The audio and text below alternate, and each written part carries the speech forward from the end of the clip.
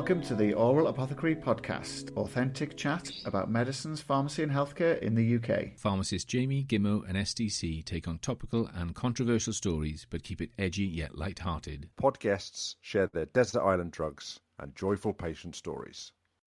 Welcome to the Aural Apothecary podcast, and it's a Six Nations special. My name is Jamie Hayes. I'm a pharmacist and executive coach from South Wales. Coming up, we're joined by John Devereux. John is an integrated healthcare manager from the pharmaceutical industry, and perhaps more importantly for this special episode, John is a former international rugby player, having hugely successful careers in both codes, Rugby Union and Rugby League, playing for the British and Irish Lions at Rugby Union and Great Britain at Rugby League. You know the deal by now. John will share his desert island drug, a career anthem, and a book for the Aural Apothecary Library. Our micro discussion will have a sporty look too, as we look at the use of non-steroidal anti-inflammatory drugs in participants of parkrun, and perhaps a discussion on their wider use in elite sport too.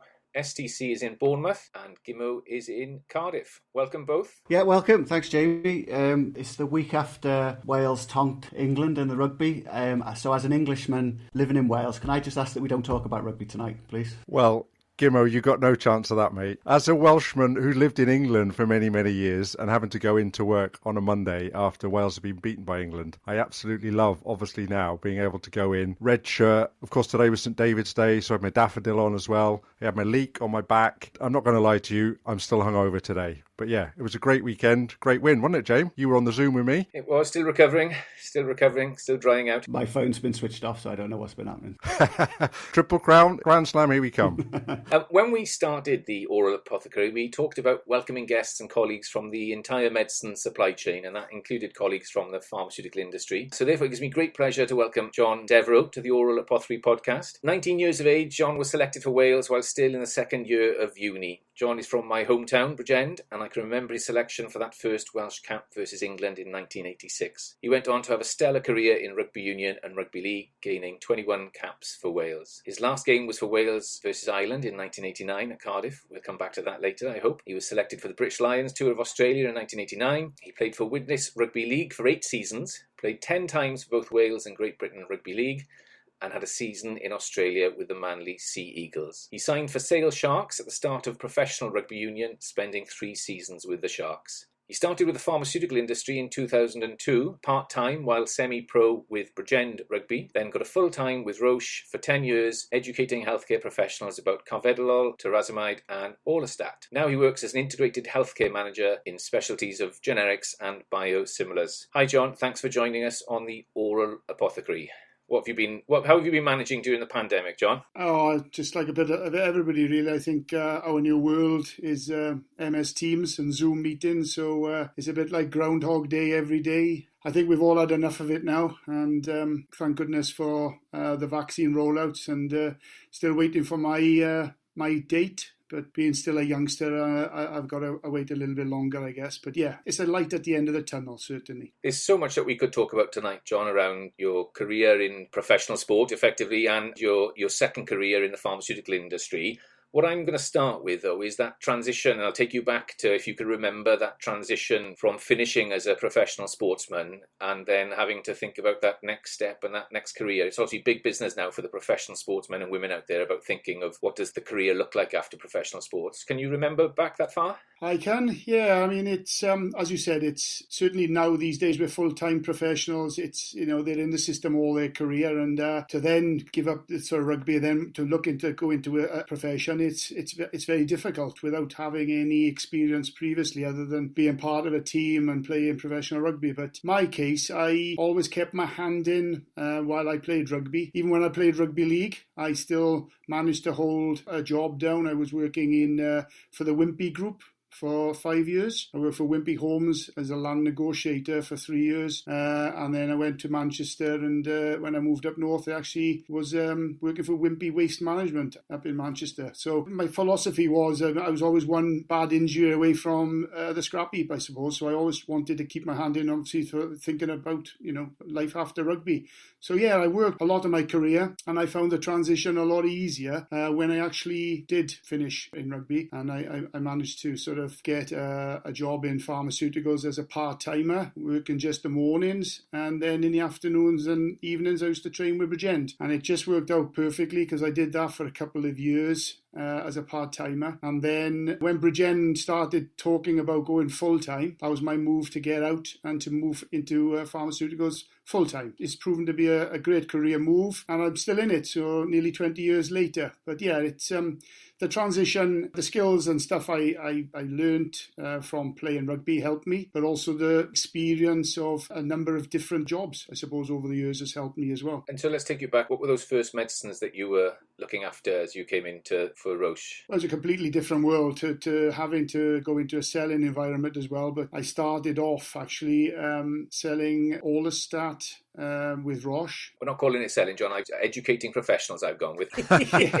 Yeah. Although it was the 90s, wasn't it? Yeah, it was. Yeah, that was when we could still go out for a curry, wasn't it? Those were the days, yes. I mean, I say I got to know a lot of customers over those years with my rugby background. It did help. There's a number of ex-rugby players who did move into that industry, and I suppose that was another reason I actually got to go into pharmaceuticals, because I came to a crossroads in my career where I was looking at a couple of options. It didn't work out, and then I went to a teacher training college up at Cardiff College, up at Kincoid, and I didn't really ever want to be a teacher, but I just went up there to play rugby for the college, and it worked out really well for me because that's where I got capped. But yeah, a lot of the boys who I was in college with and girls all went into pharmaceuticals from college, so it turned out to be a great career move for me. But my big move into big pharma was with Roche here in 2003-04, and I was selling Xenical, Carvedilol, and Torum. Yeah, that was the start.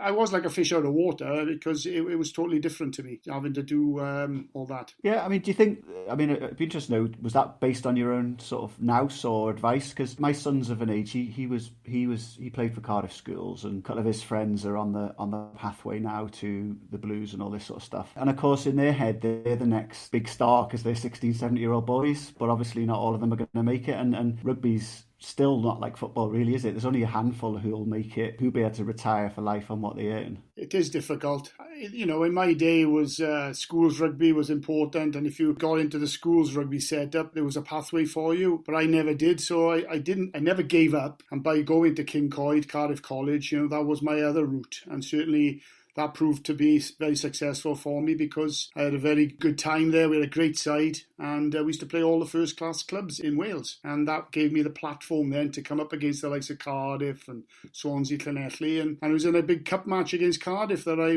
rose to the fore and hit the headlines, playing against Bob Ackerman back in 1985. John, I'm going to take a wild guess that of those three drugs that you were looking after at the time, I'm going to guess that Xenical was probably the biggest, was it, at the time? Yeah, it was about 40 million quid a year sales in the UK. Yeah, it's we know all about weight loss. It's one of those things, really. Everyone struggles with a bit of excess weight, and everyone's looking for the magic pill. But Orlistat was quite a safe drug, apart from a treatment effect you got if you had too much fat. Yeah, not pleasant, not very pleasant. So very pleasant. Yeah, so we've speaking about anti-obesity drugs on a previous episode, and I worked in the diabetic clinic, and I used to use and prescribe Orlistat, but I used to call it the truth drug because essentially, like you've just said, I either had people who got fantastic weight loss on it and their diabetes disappeared, or they tried to insist. In other words, they didn't tell the truth. They insisted to me that they took it, whereas clearly they weren't, because as you said, I'll be more frank than you, they had soiled underpants. If you eat 3 packets of crisps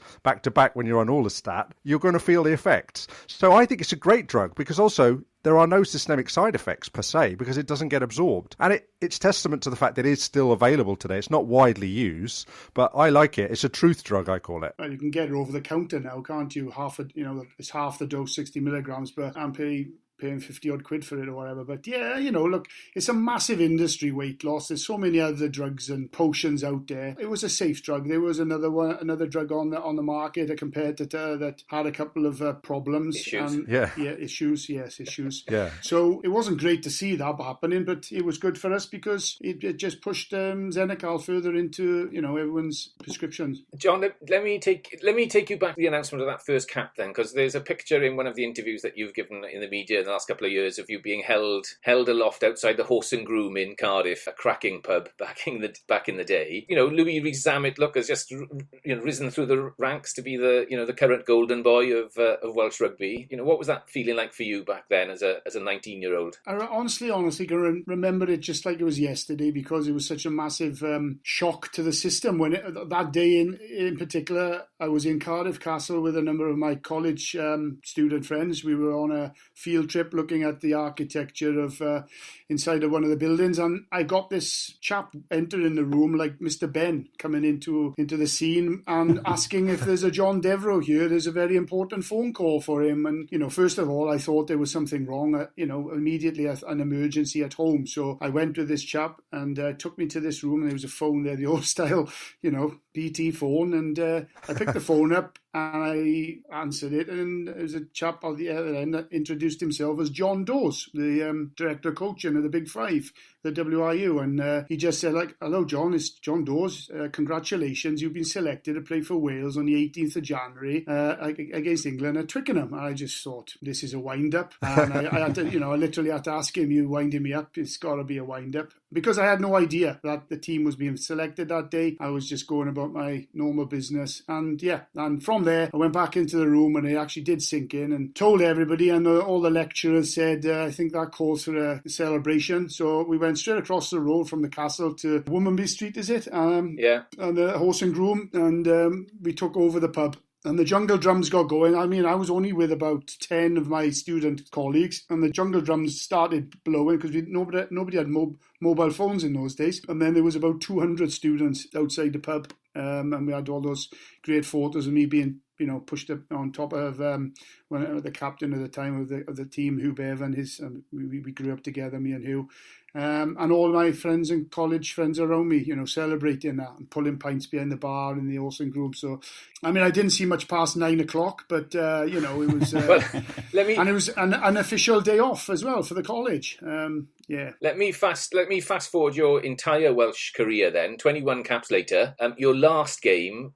Wales versus Ireland at the National Stadium. Talk us through that, and then I'll come in with a little anecdote at the end. Well, we'd gone through a couple of coaches in my time. We lost Tony Gray and Derek Quinnell in '88, and then Buck Ryan had come in and taken over the reins for the '89 season. And we played Scotland up in Scotland, lost to an inexperienced Scottish side, and then we had that Ireland in Cardiff. I always remember we were favourites. So I went up to take a bomb and clashed heads with the Irish fullback and split my lip open, which I still got the scars to show. Had to go off and have a quick thought I'd go off now for a quick repair, mark them down, stitch me up, and I literally must have been off 5 minutes. I ran up the tunnel to go back on the field, and they'd already sent a sub on, so that was the end of that.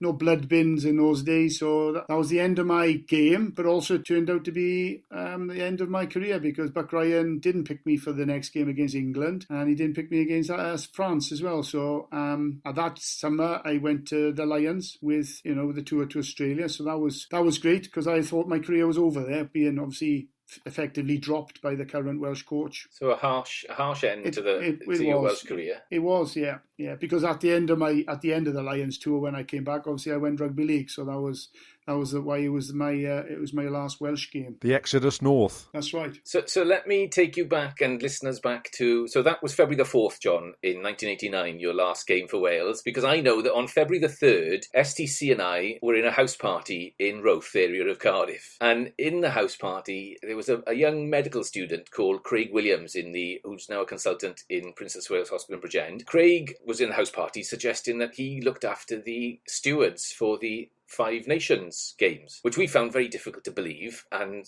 a few years later, we were nagging him, can we be stewards then? Can we be stewards? He said, yeah, turn up tomorrow, boys. So anyway, we woke up in Roath, in our halls of residence, a bit late, a bit hungover, and Steve and I ran from Roath down to the National Stadium on match day, and we arrived a bit late. They'd opened, the turnstiles were already open, and we went up to the turnstiles, and this is the incredible bit about it, because it wouldn't happen today. We went up to the turnstiles, and the lady on the turnstile said, yep, And I said, we're meant to be stewards. And she goes, in you go then, boys.